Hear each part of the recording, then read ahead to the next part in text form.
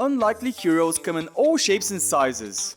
Who knows, maybe you've unknowingly passed by one if you live in El Paso. Dude, how long have you been there? Whoa, geek detector's off the charts. Picture this. You're an average, down-to-earth teenager living in Texas, going about your day-to-day life like nothing exciting's ever gonna happen. Suddenly, you encounter a weird, little artifact half buried in some abandoned lot. You bring it home because of course you do. It's not like it's going to be something cursed, right? This is essentially what happened to Jaime Reyes, who, after coming into contact with the scarab, became linked with it on a biological level. Next thing you know, he becomes the third and, as of the making of this video, the most recent incarnation of the Blue Beetle. With the advent of the big picture debut, we figure it's about time we explored the lore behind this unassuming, unorthodox hero.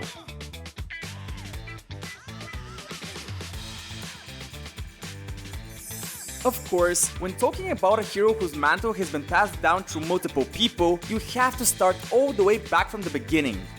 The first ever Blue Beetle was a rookie cop by the name of Dan Garrett, who appeared in comics published by the Fox Feature Syndicate.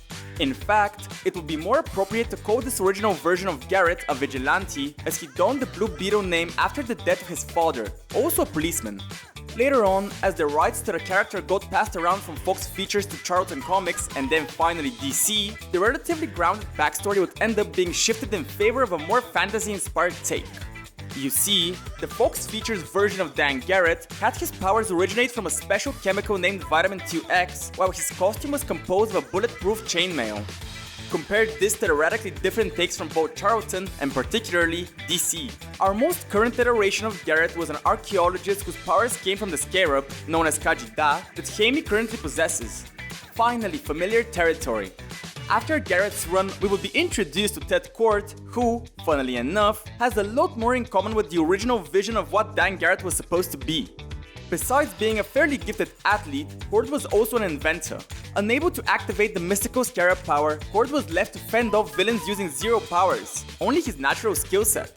And I would love to do that, but now is not a good time.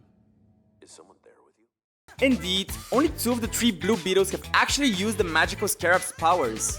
2 of 4 if you count the Fox Features version of Garrett as a different character. Knowing comic books and how these things usually go, you have zero reason not to at this point.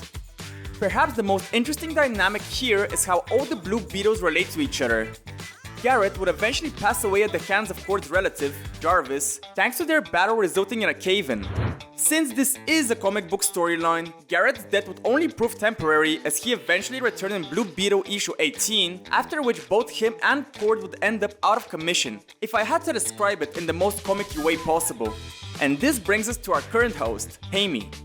Depending on the storyline you're following, Jaime would eventually develop a working relationship with Kord, almost in a student and mentor kind of way, mainly to study the specifics of the scarab itself.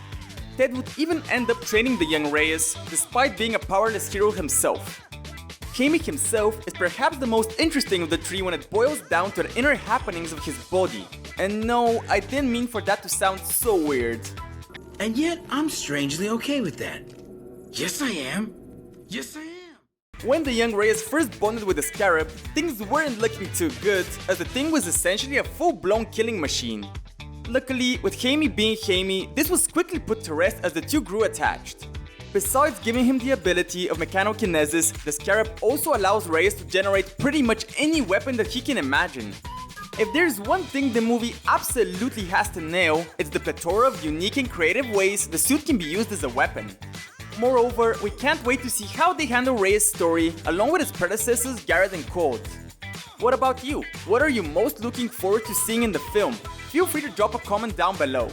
If you're a fan of iconic and not so iconic heroes alike, then you'd most likely enjoy the rest of our deep dives on comics and their respective adaptations.